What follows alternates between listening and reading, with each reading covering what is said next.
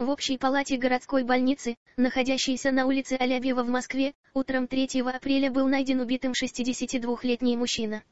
Об этом сообщила пресс-служба столичного СУСКР. При визуальном осмотре на теле погибшего мужчины обнаружено 2 ножевых ранения, говорится в сообщении. Отмечается, что, по предварительным данным, во время нападения в палате были другие пациенты медучреждения. Следователи установили мужчину, подозреваемого в убийстве пациента в больнице на улице Алябьева. Об этом сообщает пресс-служба СУСКР по Москве. Подозреваемым оказался 70-летний сосед по палате, который пояснил следователям, что потерпевший стонал и мешал ему спать, говорится в сообщении. По факту произошедшего было возбуждено уголовное дело по части 1 статьи 105 Уголовного кодекса Российской Федерации.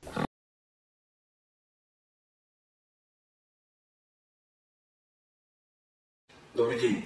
Вы искали лечение храпа? Я вас прекрасно понимаю. Храп — это не просто громкие звуки, которые издает спящий человек. Храп нарушает качество жизни, качество сна всему окружению и приличный риск для жизни того, кто храпит.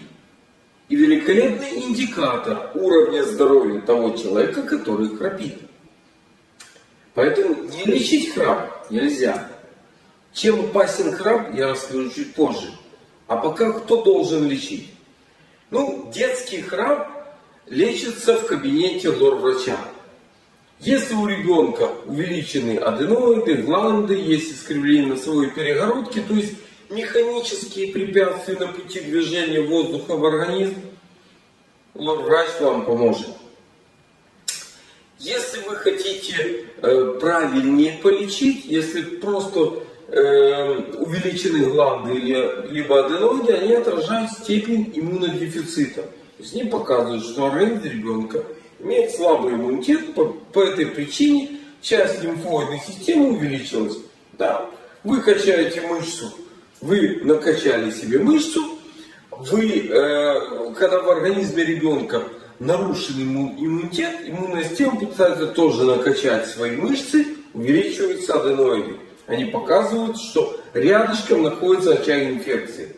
Удалить аденоиды — это здорово, но нужно лечить очаг инфекции. Я этим занимаюсь, поэтому если вам нужно лечение детского храпа, телефоны вы видите, контакты вы видите. Если механических причин на пути движения воздуха в организм нет, то чаще всего храп возникает из-за другого. Биологический возраст человека зависит не от паспортного возраста, а от того образа жизни, который он ведет.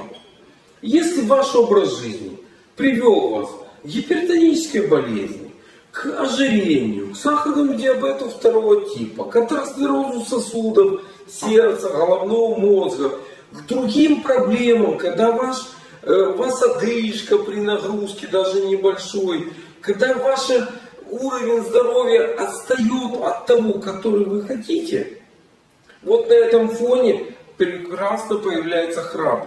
Потому что храп отражает биологический возраст вашего мозга, который посылает меньшее количество импульсов на периферию, и там возникают соответствующие проблемы. Поэтому лечение храпа — это системное омоложение вашего организма и постепенное исчезновение тех диагнозов, которые я перечислил. Потому что они приводят к этому. Не рождаетесь вы с храпом, не рождаетесь вы с сахарным диабетом 2 типа, не рождаетесь вы с атеросклерозом. Вы приобретаете их, мозг не получает импульсы нужные, не получает питание, стареет и не может управлять периферией. Что значит не может управлять периферией? Вы знаете, когда человек храпит, он нарушает качество жизни, качество сна своему окружению. Плохо вырабатывается мелатонин и у него, и у тех, кто в это время проснулся. А мелатонин — это самый мощный антиоксидант. А живем мы чаще всего в экологически не очень благоприятных условиях. А работаем мы чаще всего под высоким уровнем стресса. Кто работает не в стрессовых условиях, работает физически тяжело. Это тоже стресс, только другого порядка. Питаемся мы некачественными продуктами, то есть химический стресс у нас входит в организм и таким путем. И мощность антиоксидантной системы должна все это уничтожить, должна все это инактивировать. Если антиоксиданты вырабатываются, а вы ночью спите хорошо и питаетесь хорошо, тогда никаких проблем нет, ваш организм храпеть не будет. Если же эти проблемы в вашем организме есть, если храп есть, значит что-то вы где-то не дорабатываете. Значит какие-то проблемы у вас все-таки появились. И чем опасен храп? Человек, когда храпит, да, плохо окружение, но он живой. Вот плохо, когда человек не храпит. В это время у него так называемое апноэ, то есть он не дышит. Причем он не дышит десятки секунд.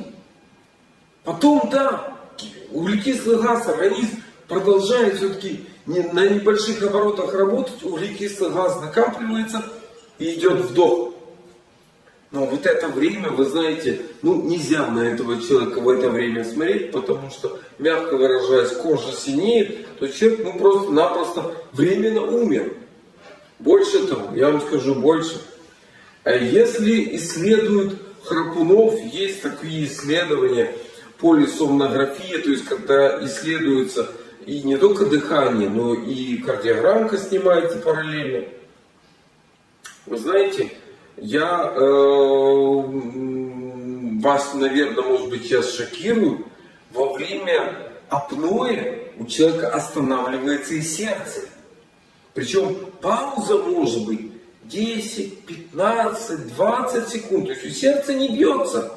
И забьется ли оно, неизвестно. Именно поэтому с храпом связаны внезапная или ночная смерть. То есть, когда человек ночью просто ложился здоровым, не очень здоровым, скажем так, потому что перечисленные заболевания вы уже слышали, то есть он лег не очень здоровым и утром не проснулся. Потому что во время какой-то паузы, когда человек не храпел, сердце взяло и не запустилось. Это очень сложный момент. А не запускается оно одним простым путем. Вернее, останавливается. Потому что храп, в принципе, это приличный уровень здоровья. Много людей, к сожалению, имеют такую тенденцию, могут храпеть. Кто-то может периодически храпеть. А знаете как, когда усиливается храп? Вот те, кто храпят постоянно, понятно, там ситуация давно уже легла и просит помощи. Там кричит просто «помоги мне». Те, кто храпят периодически, когда это происходит? Когда человек устал на работе, когда человек выпил много алкоголя, человек переел перед сном. То есть он ведь не знает, что такое здоровый образ жизни и негативные последствия этого. Подумаешь там, лишняя стопка, лишние 100 грамм. Лишние 100 грамм мозг попал под токсический удар, не посылает импульсы и пошел храп. Человек съел какую-то гадость и пошел храп, потому что мозг получил эту гадость. Понимаете, если вы едите некачественные продукты питания и считаете, что это только балует вкусовые рецепторы языка, вы глубоко ошибаетесь. Вся химия, которую вы вводите в свой организм, хорошо, если вас пронесет. Знаете, все надеются на авось пронесет. Если вы съели химию, и авось был рядом, вас пронесло, в прямом смысле слова, появился понос. Считайте, вам круто повезло. А вот если вас не пронесло, если вся эта химия осталась в вашем организме, первый токсический удар получает печень. И, как правило, у храпунов есть такой неприятный диагноз, как жировой гепатоз или стеатогепатит.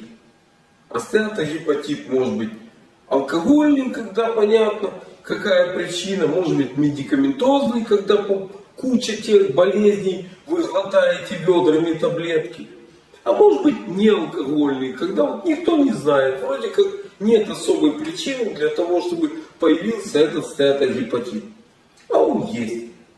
А есть он по той простой причине, что не могут назвать гастрономический стеатогепатит, Когда человек ест всякую гадость, пьет всякую гадость и считает, что это ему принесет здоровье.